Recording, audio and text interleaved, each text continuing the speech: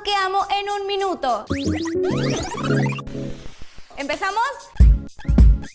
3, 2, 1, go! Chocolate, dormir, las almohadas, los peluches, los aviones, me gusta el agua, me gustan las enchiladas, me gusta el sushi, me gusta la milanesa napolitana, me gusta muchísimo bailar, me gustan muchísimo los estiletos, me gusta mucho la ropa, me encantan los vestidos de Natalia Andolín, me gusta mucho estar en las redes sociales,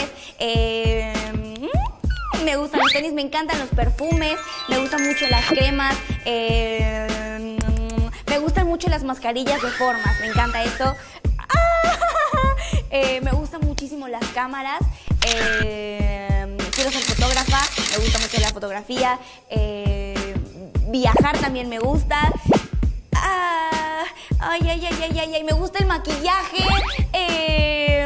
me gusta muchísimo nadar, me encantan los tiburones, me encantan los pececitos de mar, me gustan las películas de Disney.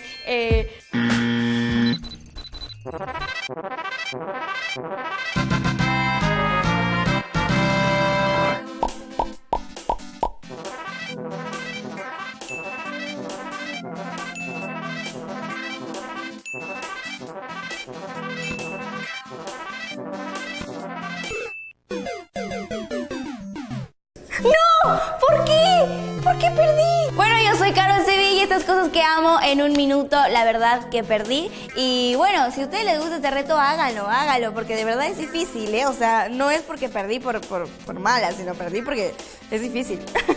Bye.